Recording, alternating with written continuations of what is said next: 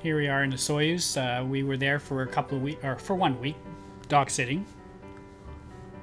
And it's a beautiful place, and Joan lived up on the hill in her own little neighborhood up off the lake, and so that's where we stayed for a week. This is from Joan's veranda, so it was a really great place. You can see the lake down below.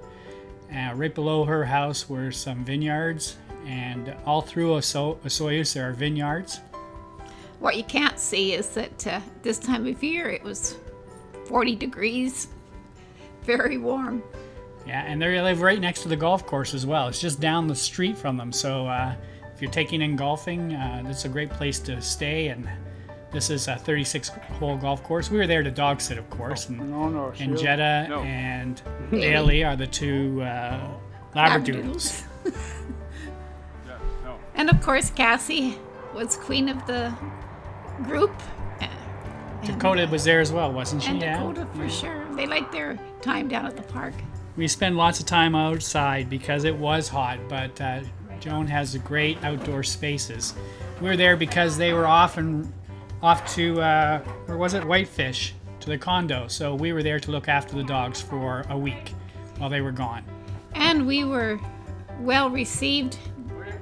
There was a full pantry and full freezers and full fridge and the fruit trees in the garden. They left us well prepared. Yeah, so it wasn't too much hardship. So we said bye to Az and Joni as they left, and we got to take over the house. Now the house is beautiful. Like I said, it's up on the ridge there, and you can see the Osoyoos Lake. She has great outdoor spaces.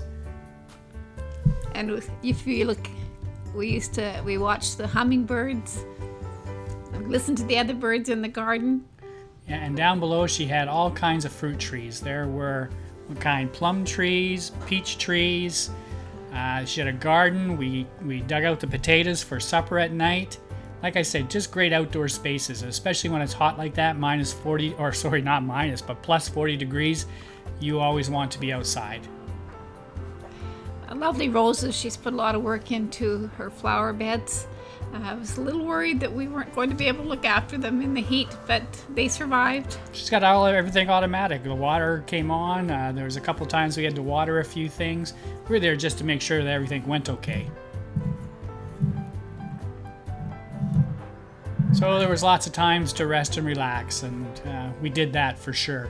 Fresh raspberries. They had raspberries there, and we got our fill of them. That's her top of her house there, where she has another outdoor space in behind. This is her front yard. And of course we were there to sit the dogs, who were not terribly happy with things in the beginning. Yeah, they sat around and moped a lot. They didn't come near us too much for about a day and a half. First night we slept alone and they all stayed upstairs. Second night, same thing. Now, by Dakota the third night, and there's Dakota. She can really make you feel guilty. Yeah, she came around. This is one of the nicest visitor centers around. So we spent our time as tourists there, and the first stop was the Tourist Information Center, a great tourist information center. There's a great sculpture out front of an Ink-Keep warrior. Lots of good help, suggestions.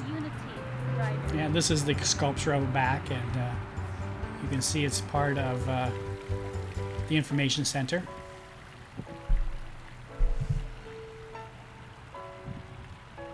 The Ink-Keep were the original natives that lived in that area. And people came here for one thing mostly, sunshine and beaches, and there are plenty. This is Gyro Park, which is downtown.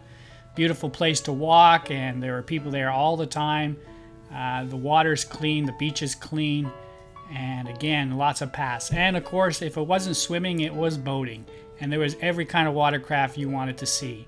Paddle boats, kayaks, sea-doos, motorboats, you name it, they were there. Yeah, and it wasn't crowded or terribly touristy here. It's lots to do and lots of space to do it in. Yeah, and these guys found fun diving off the bridge. It said no diving, but nobody paid attention to that too much. And of course, one of the things you want to do when you're in Osoyoos is the fruit stands, and there are plenty of them. And this time of year in August, Everything was ripe and you could buy things really cheap. Good to me. Peaches were 50 cents a pound.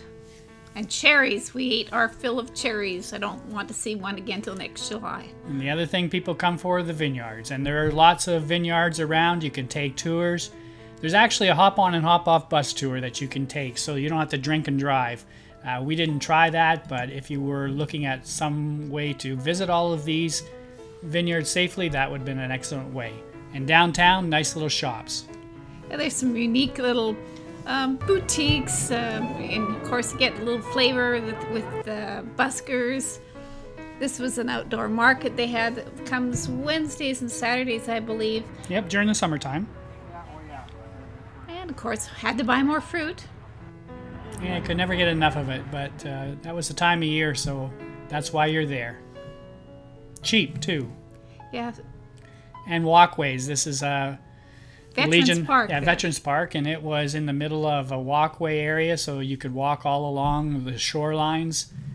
Lots of walking trails, so it was a great place to... Friendly people. Everyone we met along the way would stop and say hi, or we'd stop and visit with their dog.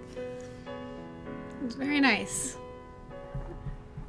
One of the places we went to was the Desert Cultural Center. It was the First Nations of this area have built this.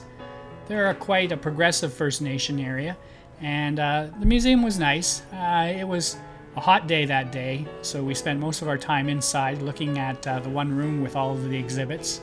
Yeah, part of the museum is a trail, but it was just too hot to go up into the canyon that way. Yeah, and again, they had a theater with presentations. They had one talk about rattlesnakes, because rattlesnakes are quite prevalent in the area, and the other time they had native dance. And this is the outside where the trail area is, but we only went outside for a little bit. It was like plus 40, 45 degrees. It wasn't much fun to think about walking. Yeah, so we had an ice cream. That always helps in 40-degree weather. Yeah, there's a nice little amusement park on the strip there, and you can take the kids there. And even that this was early in the morning on a weekday, there were still lots of people there, and they were having fun with their kids. Miniature golf, all kinds of things. And the other thing we went to that's really neat is the miniature train station, setup that they have there. Well, when I first went there, I thought, oh, well, yeah, I'll go see it. But when I got in there, I could not believe my eyes. It was incredible. Very detailed, every little thing you could imagine. For example, they had 20,000 figures that had been painted. The museum was another place that we visited, so we were quite touristy, weren't we, Marilee? Yes, and I learned a lot in that museum because I don't know much about the history in that area. Yeah, and it was in the old curling rink downtown by the Gyro beach, and so it was pretty central, and it was just a couple bucks to get in. Yeah, volunteers, I think, are looking after it. Excellent place to spend a couple hours.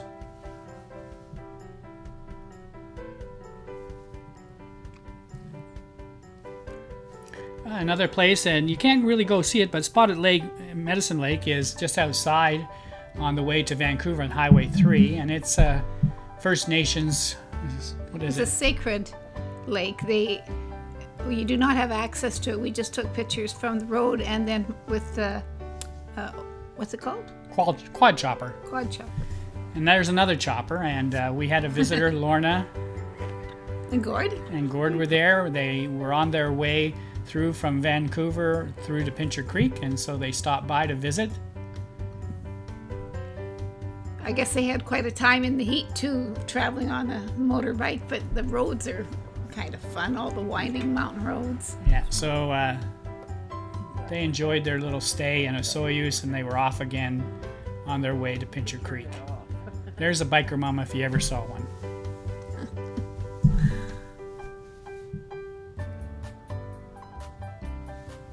Oh, this was early in the morning when they were leaving. Had to leave when it was quite cool because they wanted to get a head start on the hot weather. Yeah, and that's why I'm not in any of these pictures, because I was still sleeping, I think. Still sleeping. Yeah. Dave saw them off like a good host.